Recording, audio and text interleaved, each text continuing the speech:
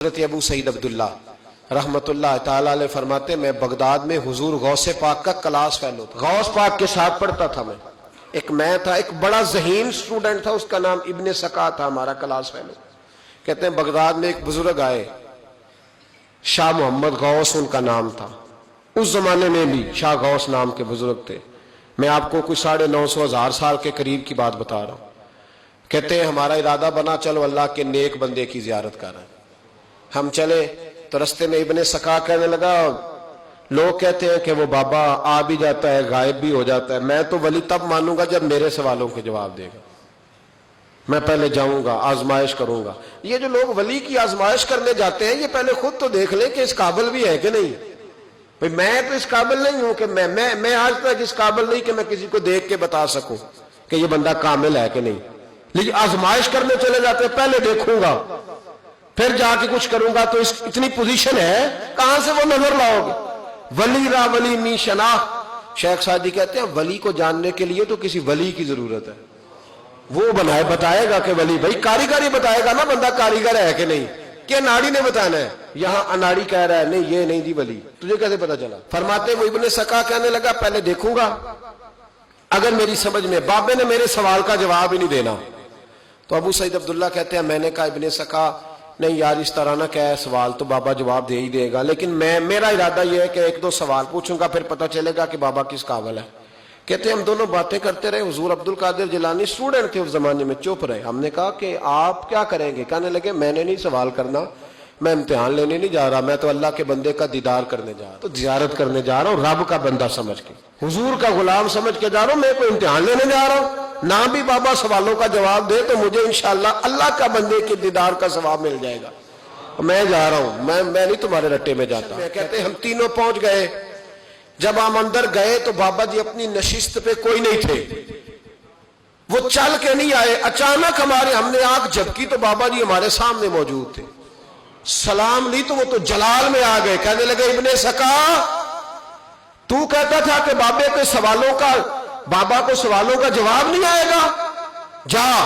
میں تیرے اندر کفر کی بو محسوس کر رہا ہوں۔ دیکھیں بزرگوں کے یہ نہیں کہا تو کافر ہو گیا، فتویٰ نہیں جڑا، کفر کی بو آتی ہے تیرے اندر سے،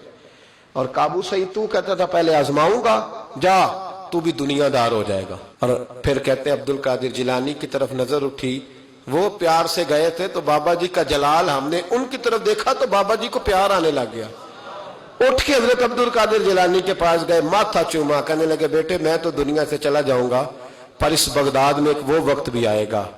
جب تو منبر پہ بیٹھ کے اعلان کرے گا کہ ولی وہ بنے گا جس کی گردن پر میرا قدم آئے گا،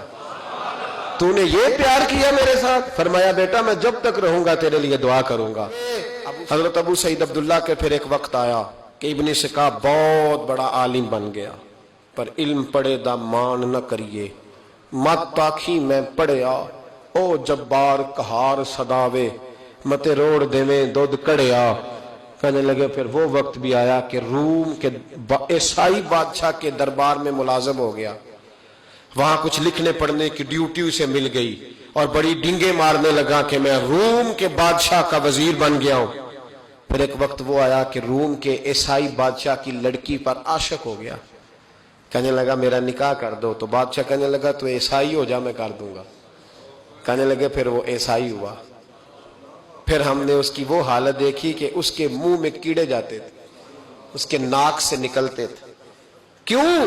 بخاری مسلم کی متواتر درجے کی حدیث، رسول پاک علیہ السلام فرماتے ہیں کہ رب فرماتا ہے من عاد لی ولیا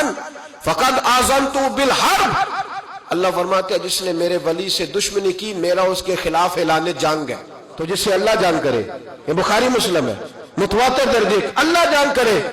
وہ مقابلہ کر سکتا ہے۔ لوگوں نے بغض پالے ہوئے اولیاء اللہ کے، بغض پالے اور پھر کہتے ہیں بچ جائے، اور دیکھو دنیا دے کے یہ وہ کہتا ہے میرے پاس بڑا مال آ گیا، فرمایا کافر ہو کے مرا جب دنیا سے گیا، کافر ہو۔ اور ابو سعید عبداللہ کہتے ہیں مجھے بھی یمن کے بادشاہ نے وزیر بنا لیا، دولت میرے کانوں تک آ گئی، میرے بچے لاکھوں میں کھیلتے ہیں، پر میں منتیں کرتا ہوں کوئی فجر کے لیے بھی نہیں اٹھتا۔ کہنے لگا اس طرح کی میری پوزیشن بن گئی کہ دنیا ہی دنیا رہ گئی، لیکن درد رخصت ہو گیا۔ کہتے ہم اس کیفیت میں تھے تو اچانک بغداد میں اعلان ہوا کہ غوث پاک جیلانی کا منبر اتنا بڑا ہو گیا ہے کہ دور دور سے زمانہ آتا ہے. اور پھر میں نے اپنے کانوں سے سنا, انہوں نے اعلان کیا بھئی ولی وہ بنے گا جس کی گردن پر میرا قدم آئے گا. تو لوگ کہنے لگے یہ کیا ہے؟ میں نے کہا یہ ولیوں کی محبت کا نتیجہ ہے, یہ نیک بندوں کی محبت کا نتیجہ ہے, رزلٹ.